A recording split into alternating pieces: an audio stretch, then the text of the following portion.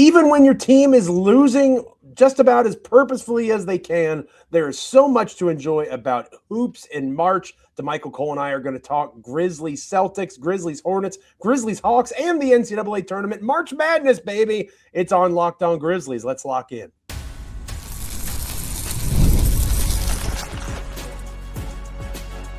You are Locked On Grizzlies, your daily Memphis Grizzlies podcast. Part of the Locked On Podcast Network, your team every day. Welcome to this episode of Locked On Grizzlies. It is I, Joe Mullinax, joined by my co-host, the Vol for Life, Damichael Cole, Memphis Grizzlies beat writer for the Commercial Appeal. If you were tuning into this show hoping to hear a bunch of trash talk between a Tennessee grad and a Virginia guy, you're going to miss out. When you miss 12 layups and you airball corner three, if you are supposed to host a podcast about basketball, there's not much trash talking to do, right? Tennessee was the better team. Kudos to the Volunteers. UVA, back to relevancy, but not as good as Tennessee. Congrats to the Vols. Shout out to the Vols. Yeah, I mean, again, I can't pretend to know basketball and then say Virginia should have won, because if you watched the game, you were very aware Virginia should not have won. Today's episode of Locked On Grizzlies brought to you by FanDuel. During the tournament, FanDuel is offering $300 back in bonus bets every day for 10 days. Head to FanDuel.com to get started. We're free and available wherever you get podcasts as proud members of the Locked On Podcast Network. Throw your ones up, baby. #1 sports podcast network out there. Make sure you're liking, commenting, rating, reviewing, subscribing on Apple, Spotify, Amazon, Google, YouTube, wherever you get podcasts. Hang out with Damichael and I each and every time that an episode drops. Damichael Cole, in March Madness, everybody's trying to win, right? It's win or go home. Obviously, we'll talk a little bit more about that later in the show, because there's certainly some things to keep an eye on from a Memphis Grizzlies perspective in the March Madness NCAA tournament. But the Memphis Grizzlies played a couple of games over the weekend, Friday and Saturday night to be precise. And again, the Grizzlies are very content at this stage with losing and going home. Again, the players are doing their best. The coaches are doing their best. It's not like they're losing games on purpose. They are just not built to win right now. And they competed admirably against the Boston Celtics, a 117-112 defeat. That Memphis was winning going into the final frame. So one of those idealistic tank games. And then the second night of a back-to-back, they go into Charlotte, and it was not ideal. The Grizzlies get blown out by the Hornets, which is still something to get used to saying out loud, getting blown out by the Hornets. But the Hornets are a good basketball team. I'm not trying to pretend like they're not. So just some overall thoughts. We're not going to break down both games because we like our audience and we don't want to punish you talking too much about tanking basketball. But there are some things that we can glean from this team after those two games on Friday and Saturday night. Yeah, definitely were a couple things to take away initially. One, how about one of the 10-day guys? We're really both, Deke Giroux and Tyler Burton playing some solid basketball. But Tyler Burton, it'll be interesting. I'm going to follow that situation, just what happens with him if he gets another 10-day, or how that situation develops. I mean, his rights are, with the organization, so he'd go back to the hustle. But he, on the back end of that 10-day contract, especially that game against the Boston Celtics, I mean, had people asking me like, hey, on the Boston side, who's this Tyler Burton guy? Like, who's he? So he really may be one of those guys that you put out there, let him get some NBA minutes, and took advantage of the opportunity a little bit. But I want to focus more on a guy that I feel like we're going to start to talk about a little bit more here, and that's Javon Small, because there's some bigger conversations that can be had about Javon Small and what he's done this season that we could say probably for a few days down the road. But as of right now, just staying in the moment. He's been very productive, and we've talked about this a little bit in pieces, but he's stacking up the performances, right? You're talking about six of his last 7 games, double figures scoring. The last 2 games, both in double figures. I think he's a solid defender. I went up to him in the locker room a couple games ago, and I'm like, man, what's your vertical? Because every now and then you see the pop. Like he's a shorter guy, right? But every now and then, whether it's a chase down block, whether it was the dunk near the end of the game against the Hornets where he winded back and threw it down with authority, like you see the athleticism shine. And then when you talk about it from the big picture standpoint of, what this means for Memphis, what this means for the Grizzlies, I want to address something because, I think I saw it was on X. So I think people just naturally tend to be negative on there. So I don't take a lot from it. But there was a comment, and I want to address it a little bit here, not going too deep in that end, but it was a comment on there, Joe, and someone basically said something like, this is the problem, with the org. I think I said something good about Javon Small. Like, hey, he's been a solid basketball player. Someone said this is the problem, with the organization now, like getting hyped up about players who, basically aren't going to be your championship, your starters on the team for a championship. Like, basically being too buzzed out, hyped on players that are probably a little bit above league average. Now, I'm going to say, actually, there might be some truth to that to a degree. But at the end of the day, you're not seeing a lot of really good basketball players on the floor right now.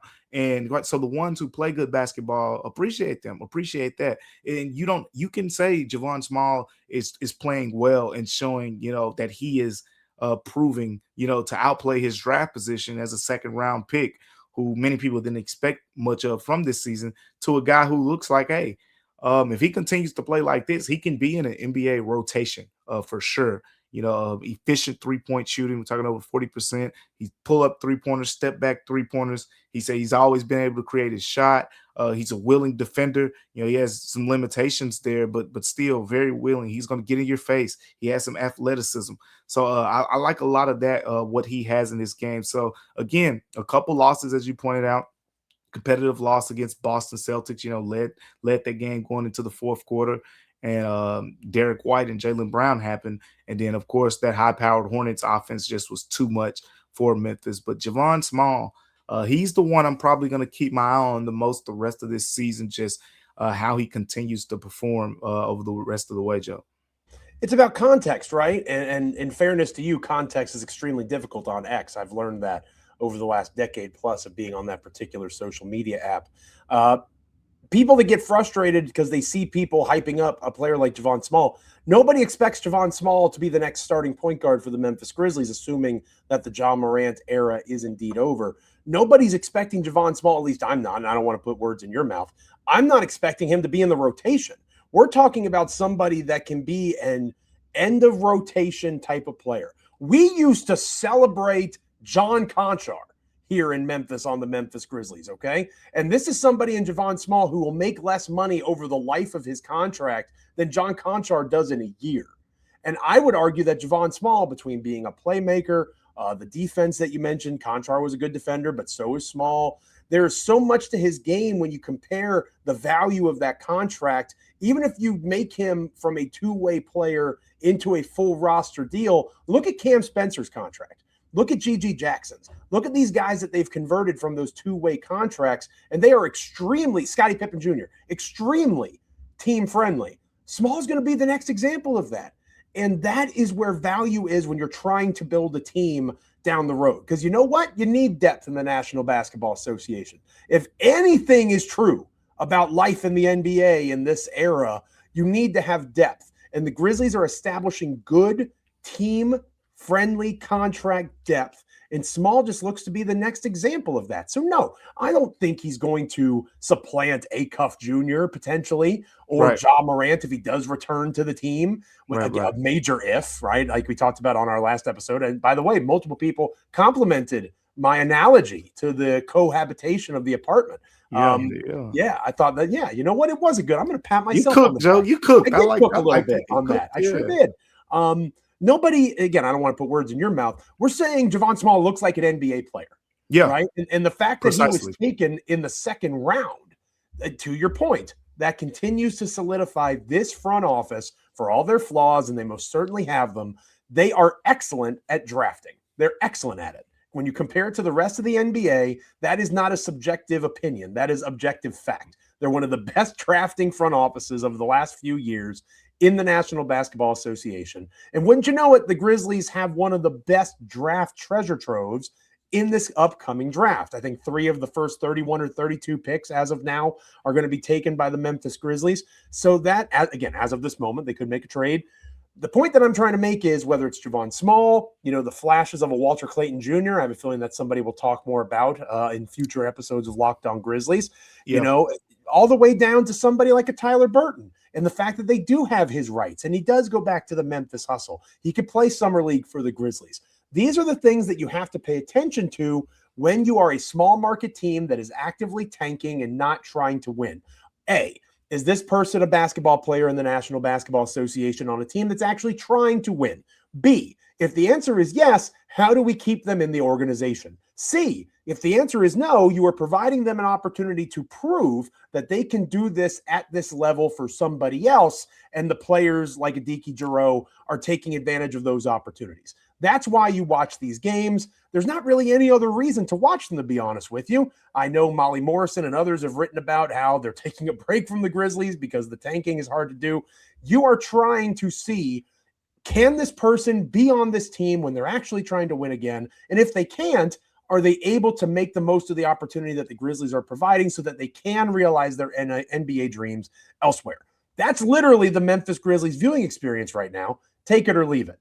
Let us know in the comments on X at Joe Mullinax at Damichael C. How are you feeling about the weekend that was for the Memphis Grizzlies? And we barely touched on Walter Clayton Jr. Damichael and I had a text exchange over the weekend that I definitely want to make sure you and I have a chance to talk about on a future episode of Locked On Grizzlies.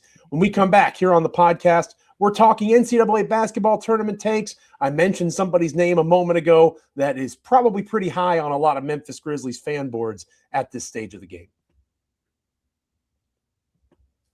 Today's episode of Locked On Grizzlies is brought to you by FanDuel. The tournament is here, one of the best times of the year. We're talking brackets, buzzer beaters, upsets. It's nonstop action from tip to final cutdown. And right now, FanDuel is giving new customers a way to stay in the action all tournament long. Here is the best part. You get up to $300 back in bonus bets every day for 10 days. That means 10 chances to stay involved throughout the entire tournament. You can mix it up however you want. Game picks, futures, same game parlays for bigger potential payouts. It's perfect for the tournament because every day there is something new, different matchups, new storylines, and more ways to get involved as the bracket unfolds. Visit FanDuel.com to sign up today. That's FanDuel.com to get in on the action.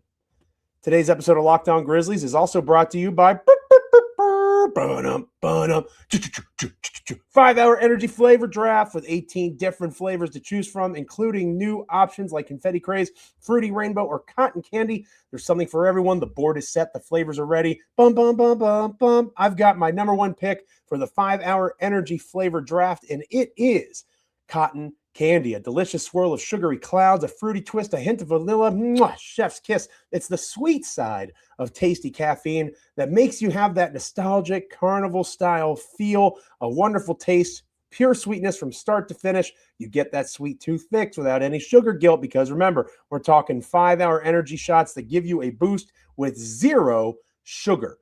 They have a lot of upcoming flavor innovations planned. I keep holding out hope to Michael that they're going to take me up on the Memphis barbecue taste testing option. Make sure you're checking out 5-hour energy. Find your new favorite flavor of 5-hour energy shots available online at 5hourenergy.com or over on Amazon. Make sure you are checking out the Everydayer Club. Get your first month of the Everydayer Club for free. When you use the code MARCH, you'll unlock ad-free episodes and entry into our private listener group chat. We're hanging out there daily. Click the link in the show notes. Go to lockedongrizzlies.supercast.com to claim your free month. All right, Damichael. NCAA tournament takeaways. My bracket is not quite busted. I did okay. I'm not at the tippy top, but I'm not near the bottom. I'm doing all right on my bracket. I don't know about you. I had UVA over Tennessee, so we know that. I bet you did. Yeah, that one didn't work out for your boy Joe Mullinax. But obviously, Grizzlies fans are not so much concerned about the bracket as they are who could potentially be a Memphis Grizzly with this future top 8 pick that Memphis is all but certain to secure. Could be top 4. There's only one of those top 4 players left. It's not an accident. I've talked about Cam Boozer a lot on this podcast. All he does is win. That continues to happen for him. So these Tim Duncan comparisons, not necessarily as a defender, but in terms of being a winner, right? That high ceiling kind of guy. Is he a number 1? Is he a number 2? All sorts of different questions around Boozer. I think he's a number 1, but I know he's a winner. And to me, that's the most important thing, given all the losing that we've seen around the Grizzlies this year. Darius Acuff Jr. had a heck of a weekend for himself, looking very much like somebody who could maybe push into the top 4 with Caleb Wilson's injury for UNC. I wouldn't take Acuff in the top 4, but I'm running out of reasons to not take him number 5 if Memphis somehow winds up at 5. That's unlikely at this time. But, whether it's Acuff Jr., Cam Boozer, did anybody have their stock rise or fall for you coming out of the best week for basketball every year, which is that first weekend of the March Madness tournament? Oh man, it was an interesting week overall. Starting just with this, I think from a big picture standpoint, we just peel it back. Like this draft class has been hyped up and all these things, and I think the world of this draft class. But I think it is important to also point out that this draft class does have some flaws, and we saw a lot of those flaws put on play a little bit over the course of the weekend. I think AJ DeBanton had a terrific performance carrying that team against Texas, carrying BYU in that game and whatnot. Darren Peterson has been number 1 for me all year long. I think said it before the season started, said it last summer, and even through all the injury stuff and his question effort and all that, I've continued to say that. But that first tournament game for Kansas against Cal Baptist, when Cal Baptist started to get the comeback, and you're not seeing him go to the ball and demand the ball and take over, like I want my number 1 option, like I believe he's capable of doing. And even in this last game, I found myself saying, against St. John's a couple times when he's aggressive, like, oh, it's good to see him be aggressive. But a player of that status, we shouldn't even be applauding him for being aggressive, because it should just be a natural thing that comes to him. So it kind of just the light bulb kind of clicked in my head about the fact that a lot of people have talked about, does he have that, that dog mentality? You sometimes you hear him say he likes to be in his own little zone or whatever. And if you watch him, interact with his teammates, he's not the most rah-rah guy, which is okay. Right? Like Kawhi Leonard, not the most rah-rah guy or whatever, but still, a proven winner, proven champion. Tim Duncan, same thing. So it's like, it just depends on the type of person, type of player or whatever. But I definitely will say that this weekend, I definitely came out with a couple more questions on Darren Peterson when I felt like coming into the tournament that he could solidify his status as the number 1 pick by potentially beating St. John's and really going against a talented Duke wing defense and putting on a show. But that didn't happen. So, I got a couple more questions. Of course, Darius Acuff continues to put up the numbers, but teams continue to score on Arkansas as well, not just because of him. I mean, Arkansas as a team just really isn't a great defense, but he's a part of it.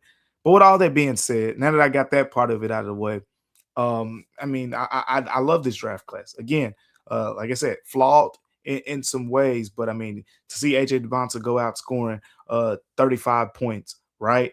Cam Boozer, I think in that first game against Siena, was a little hesitant at times. That went away, in his second game, and I think he's going to continue to show that aggressiveness going forward as well. So a lot of the top guys did what top guys do. I believe you're a Yaxel Vandenberg guy. He had a solid showing as well over the course of the weekend. And he could very easily fall into that Brandon Clark trap of 7 years ago. The biggest knock on him is that he's too old. I'm telling you right now, if he's there at 16 or around there for the Memphis Grizzlies, you sprint. You freaking sprint to the podium to take that guy. Because again, we talk about winning. That dude's a freaking winner and he can compete. Imagine if he stayed at UAB and kind of willed them to the NCAA tournament. We might have more Cinderella stories than pretending that Texas is a Cinderella. That's the story of the whole thing, right? Like there are no Cinderellas now, and it's hard to create Cinderellas. Like, I mean, you just used a terrific example in the Axel. And I mean, I got on the Tennessee hat right now. We've been talking about Jacoby Gillespie. Do you remember where he started out? Started out at Belmont, played 2 years at Belmont, was one of the top players, in the conference. And then he transfers to Maryland for a year and then eventually Tennessee. So imagine if he played those last 2 years at Belmont. They for sure. I mean, we've seen Belmont make runs, so he could have been a team to make a run. So that's just the nature of college basketball now. But yeah, I think all of the freshmen, for the most part, Darren Peterson, again, I got a couple more questions from him, but it was good to see AJ DeBanza. You didn't win, but he definitely wasn't the reason that BYU team lost against Texas. Darius Acuff continues to put on the show with his load. Kinston Flemings is starting to move into the shadows. Like, he was above Darius Acuff's on everyone's board, for majority of the season. And you're starting to see some fluctuation there. I thought he played really good over the weekend. He's so good defensively. That's kind of, the difference there. We keep trying to nitpick at Darius Acuff's defense. You can't really do that with Kinston Flemings because he brings it on that end. I think with a guy like him, you look at the type of shots he takes and you wonder how much of that's going to translate to a high level, at the NBA. But guess what? We'll get to see him more next week against top tier competition. So looking forward to that. But most of the players that I wanted to see play well, pretty much all played well. Peterson's just not a point guard. And I think a lot of your evaluation of Peterson has to come through that lens. If you're looking at him as a point guard, he's not a top 4 pick for me. I don't look at him that way. If you want to try to squint really hard and see Kobe Bryant, he doesn't have that mentality, but nobody does, right? That's part of what made Kobe Bryant so special. He has that talent. I think that's fair to say. He's super talented. So, yeah, absolutely. So, I think that, Flemings, if he were somebody that were to fall, if Memphis doesn't win the lottery, that would certainly be a solid consolation prize. He is kind of like, and this is going to sound, it's a bad comp because I think Boozer is better than Flemings, but they're similar in terms of Flemings isn't going to be a bad pro, if that makes sense. He's like he's a safe pick. Yeah, he is a safe selection, a solid two-way starter in the NBA. I think he's that. Maybe like a poor man's Derek White or something along those lines. I can see that. You're going to get the 3-and-D stuff. Yeah. Correct. Whereas Acuff could freaking be a superstar, right? And he could be, somebody that falls into the lap of Memphis after the likely failed Ja Morant era. And you go from 1-6'3" explosive scoring guard to another one that can actually hit threes, but might be a worse defender than Morant. So I think that there's reason to be optimistic with Acuff, and I'm sure we'll talk more about him. I haven't forgotten. It's time for our simulation here. So let's see. I'm going to hit the simulate button, and the Memphis Grizzlies are picking 8 in this simulation. Woof. They're taking your boy Nate Ament. So that's not great. That's somebody that didn't have the best weekend. But he's still 6'10", and he's still a very talented player. So that wouldn't be the end of the world. Man. He's got to get stronger. He's just absolutely. When he gets stronger, I feel like his game will round out a little bit more. But yeah.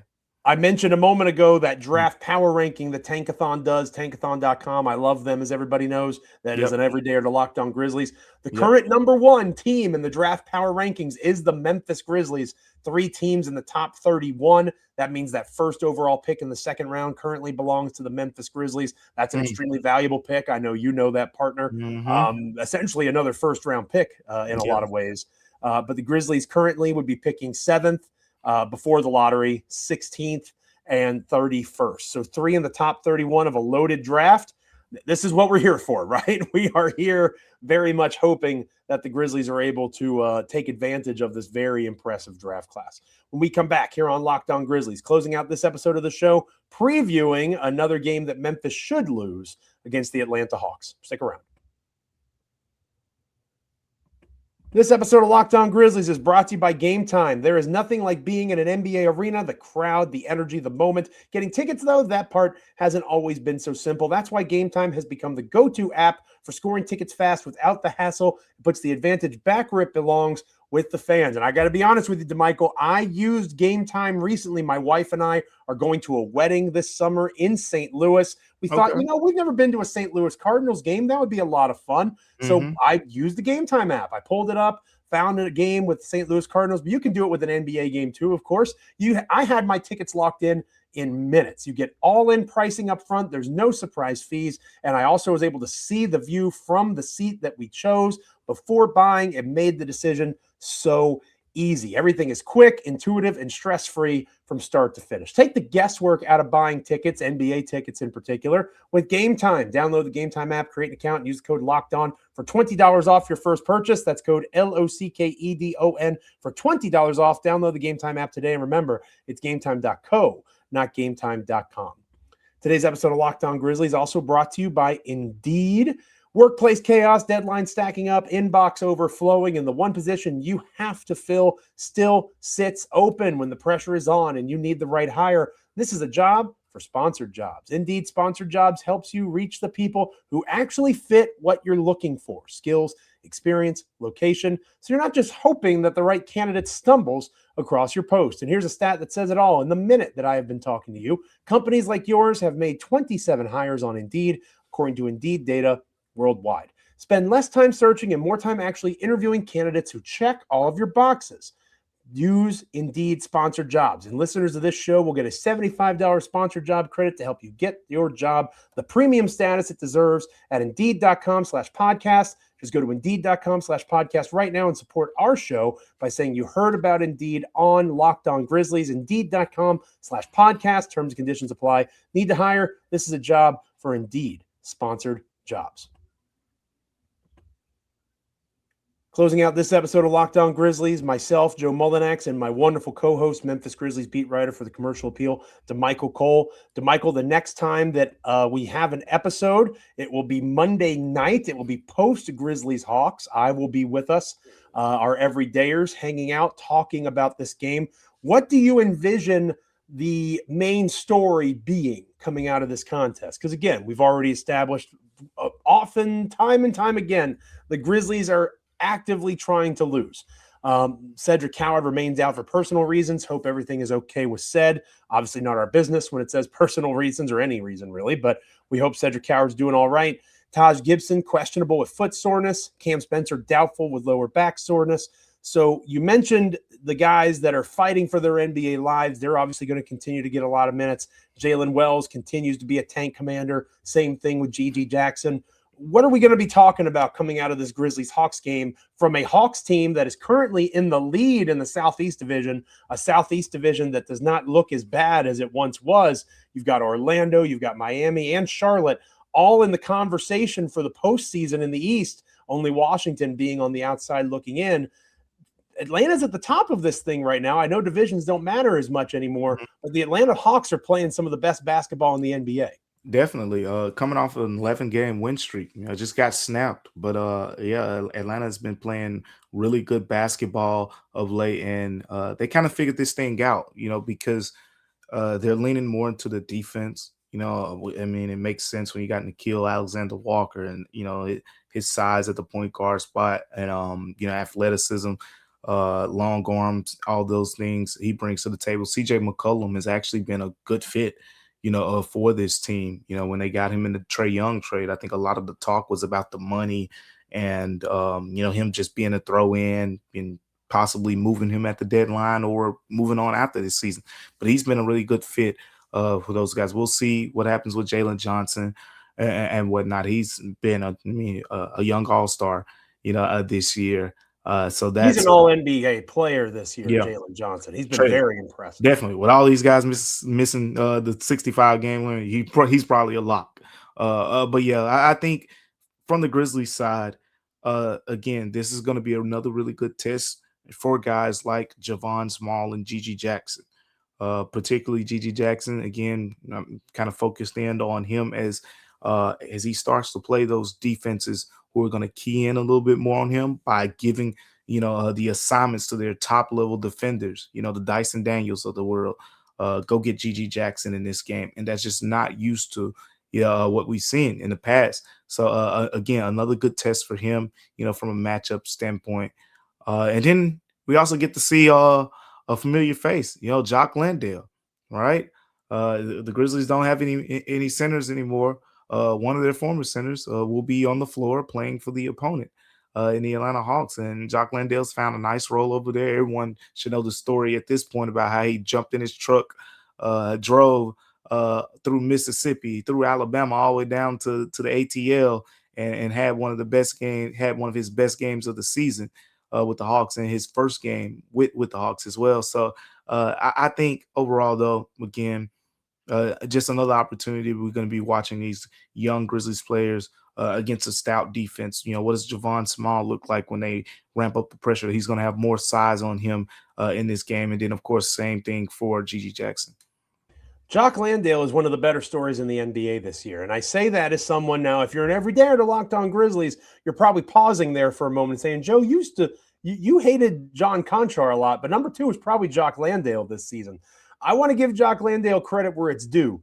This guy has been on 3 different teams this season. All he's trying to do is play basketball, as Damichael alluded to, and he's playing high-level basketball in the role that he's being asked to play for a team that is going to be in the postseason in the Eastern Conference. You can't hate on that, right?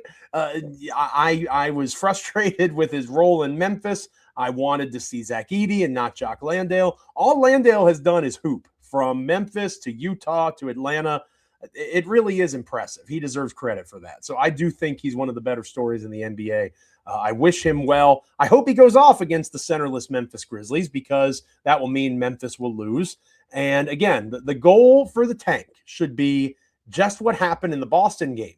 You compete, you look like a functional NBA team, you talk yourself into a Javon Small being a member of the team moving forward, and then you lose.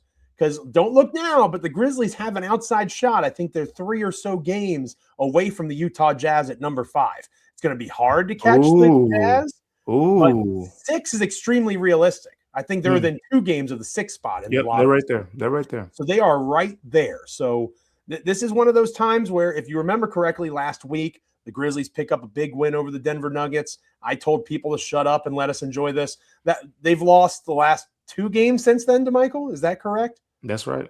That's right. They can lose another 6 or so in a row. Let's keep losing now. Let's keep this energy. And then if they win again in the next couple of weeks before March is over, then I'll be like, yay, we got another win. Now let's lose another 8, right?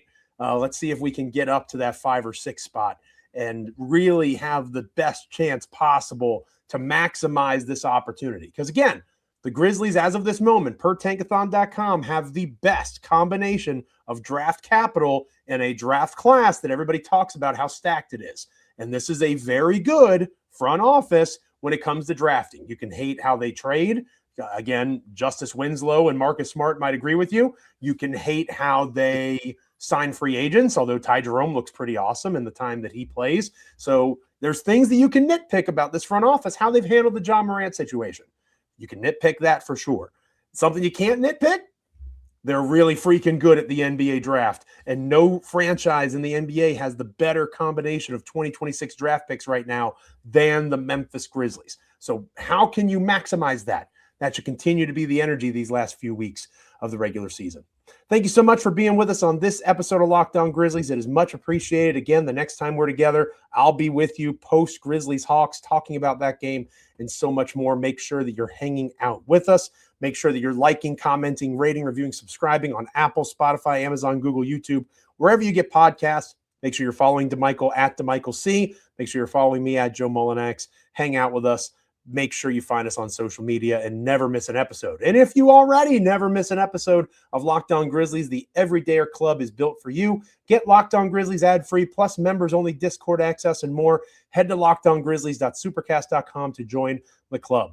For those of you on video, we send you to the first ever 24/7 national NBA YouTube channel. On audio, make sure you make your second listen NBA game night on Locked On NBA. We appreciate you guys for being with us each and every time an episode drops. Until next time, he's Damichael, I'm Joe. Stay locked in wherever you get your podcasts. Continue to make Locked On the #1 sports podcast network out there. Until next time, see you.